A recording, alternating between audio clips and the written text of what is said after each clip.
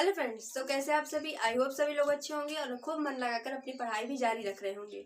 तो आज की वीडियो में हम फिर से जो यूपी कांस्टेबल वाली भर्ती आई है उस पे जो 10 क्वेश्चंस हम प्रीवियस ईयर क्वेश्चन डिस्कस करेंगे और एक क्वेश्चन के साथ में अभी प्रेजेंट में क्या सिनेरियो चल रहा है उसके साथ भी वो भी हम पॉइंट लेकर चलते रहेंगे। ठीक है, तो ये ऐसे हमारा पैटर्न रहता है क्वेश्चन डिस्कस करने का, जिससे आपका पिछला भी क्वेश्चन कवर हो जाए और प्रेजेंट में उसके उसी से जुड़ा हुआ क्या चल रहा है न्यूज में वो भी आपका साथ साथ में कवर होता रहे। ठीक है, दो एक दिन वीडियोस नहीं आ पाई थी कुछ दिक्कत की वजह से, तो मैं उसके लिए बहुत बहुत माफी मांगना चाहूंगी। तो चलिए अब वीडियो को हम स्टार्ट करेंगे और अगर आप चैनल पर पहली बार आए हो तो चैनल को प्लीज सब्सक्राइब कर लेना और अपने दोस्तों के साथ भी शेयर करते रहना। तो चलिए वीडियो को हम स्टार्ट करते हैं और क्वेश्चन देखते हैं कि कैसे क्वेश्चन पूछे गए हैं। तो क्वेश्चन हमने ले लिया है, तो चलिए पहला देखते हैं कि क्या क्वेश्चन पूछा गया है। क्वेश्चन ये पूछा गया है कि जो भारत का जो सदर्न मोस्ट पॉइंट है उसका नाम क्या है। पहली बात तो जानते हैं उसका नाम क्या है, इंदिरा पॉइंट।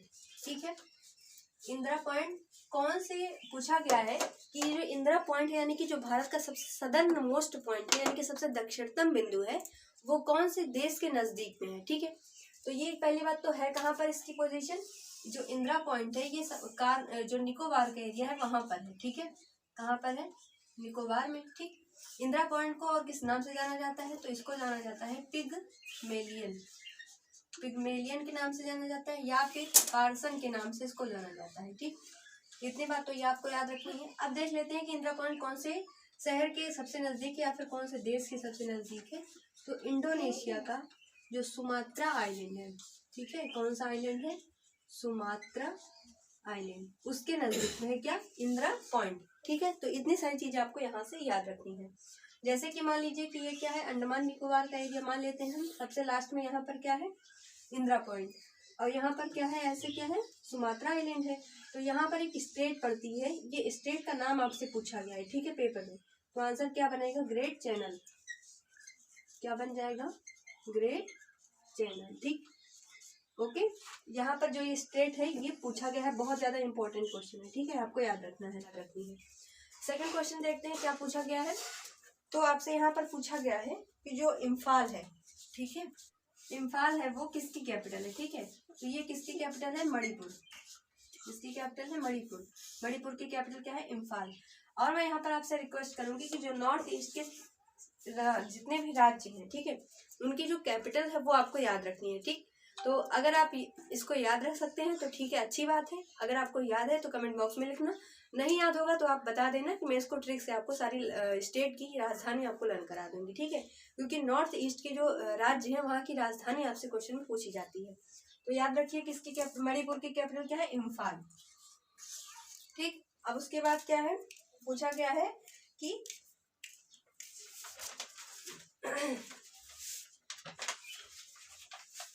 पूछा गया है यूपी का फोक डांस क्या है।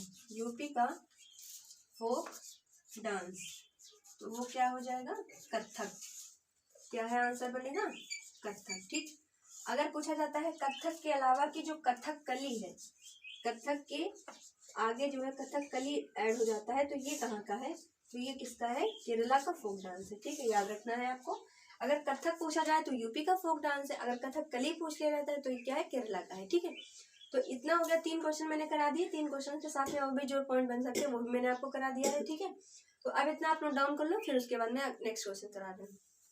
तो 3 क्वेश्चन से आपने नोट कर लिया और उसके अदर एक्स्ट्रा पॉइंट्स भी आप क्या क्या हो सकता है उसका भी मैंने आपको पढ़ा दिया है। 14 क्वेश्चन देखते हैं क्या पूछा गया है कि पीतल नगरी, ठीक है, पीतल नगरी, इसको कौन से नगर को कहा जाता है, पीतल नगरी। तो आंसर बनेगा क्या, मुरादाबाद। ओके, क्या है, मुरादाबाद। ठीक है, ये जो मुरादाबाद मैं आपको बता रही हूँ ना, ये हर एक मैंने देखा कि जो इसका प्रीवियस ईयर पेपर है हर एक क्वेश्चन एग्जाम में यहाँ पर हर एक ईयर में पूछा जा रहा है ये वाला क्वेश्चन। तो आपको थोड़ा सा इसको ध्यान रखना है। ठीक है, अगर पता है तो बहुत अच्छी बात है। और पूछा गया है क्वेश्चन यहाँ पर कि कौन सा ऐसा जो फिरोजाबाद है वो 200 सालों से किस चीज के मैन्युफैक्चरिंग के लिए जाना जाता है। ठीक है, पूछा क्या गया है, जो फिरोजाबाद है वो किस चीज के मैन्युफैक्चरिंग के लिए जाना जाता है। ठीक है, तो आप बन जाएगा कांच की चूड़ियां, यानी कि ग्लास बैंगल्स, कांच की चूड़ियां।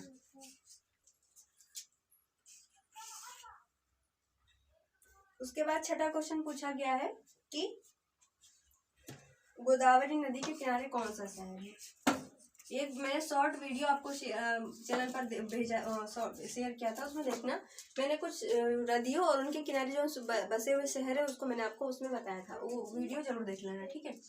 तो गोदावरी नदी के किनारे कौन सा शहर है, आंसर बन जाएगा क्या, नासिक, ठीक। सातवां क्वेश्चन पूछा गया कि जो भारत का संविधान है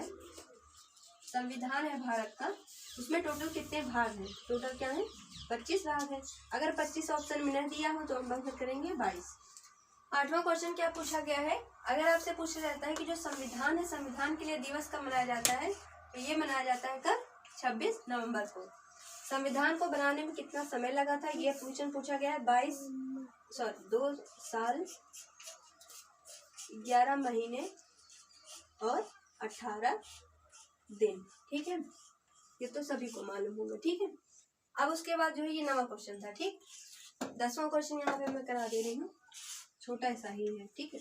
10वां क्वेश्चन ये पूछा गया आपसे कि जो प्रारूप समिति थी, क्या थी, प्रारूप समिति, उसके अध्यक्ष कौन थे, तो उसके अध्यक्ष कौन थे, डॉक्टर B.R. अम्बेडकर, B.R.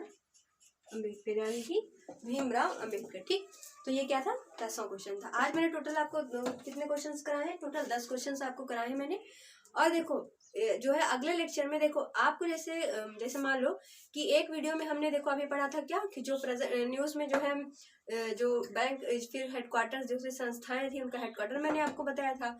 उसके बाद मैंने आपको क्या बताया था कि जो एक्सरसाइज यानी कि युद्धाभ्यास होते हैं भारत के साथ अलग अलग देशों का, उसको मैंने 2 लेक्चर में आपको कवर किया था, तो वो दोनों लेक्चर आप देख लेना, चैनल पर होगा, ठीक है। और उसके बाद ज्योग्राफी का एक प्लेलिस्ट बना हुआ है चैनल पर, आप देखना, वो ज्योग्राफी जो है मुश्किल से 2 घंटे या फिर 3 घंटे का होगा टोटल, थोड़ा करके बहुत सारी उसमें वीडियोस है, तो उसको आप जरूर देख लेना। और अगर आप चाहते हैं अगर मेरे मन में ये आया कि जो है जैसे मैंने ज्योग्राफी अभी देखो पढ़ाया था थोड़े दिन पहले, ठीक है, तो मेरा क्या मन है कि एक बार फिर से उससे भी अच्छे तरीके से, उससे भी अच्छे कंटेंट के साथ आपको फिर से ज्योग्राफी हम पढ़ा दें, ठीक, इंडियन ज्योग्राफी। तो मेरा ये मन है, अगर आपको पढ़ना है तो प्लीज़ आप कमेंट बॉक्स में लिख देना, ठीक है, क्योंकि आपके ही रिकमेंडेशन पर ही मैं कोई वीडियोस आपके लिए लेकर आऊँगी, ठीक। और ऐसे ही और जैसे कुछ कंपाइलेशंस वगैरह चाहिए तो आप उसको जो है बता सकते हो कि हाँ ये चीज़ हमें पढ़नी है, ठीक है। और मेरा ये भी मैं आप सोच रही हूँ कि जो पार्लियामेंट होता है उसमें कुछ जैसे कोरम क्या होता है, उसके बाद होता है क्या, बहुत सारे ऐसे वर्ड होते हैं, तो अब हम लोग को समझने में थोड़ा प्रॉब्लम होती है, ठीक है। तो मैं क्या सोच रही हूँ, कोई जैसे शॉर्ट वीडियो उसका एक रख लिया जाए, ताकि जिसमें जो कोरम जैसे पार्लियामेंट्री टर्म्स जो होते हैं जो हमें नहीं समझ में आते हैं, उसको शॉर्ट वीडियो के माध्यम से आपको समझा दिया जाए, ठीक है। अगर आप इस पर एग्री हो तो कमेंट बॉक्स में थम्स अप कर दीजिएगा, ठीक। चलिए अब मिलते हैं अगर अगले लेक्चर में, और अगर आप चैनल पर पहली बार हैं तो प्लीज़ चैनल को सब्सक्राइब कर लीजिए। Thank you.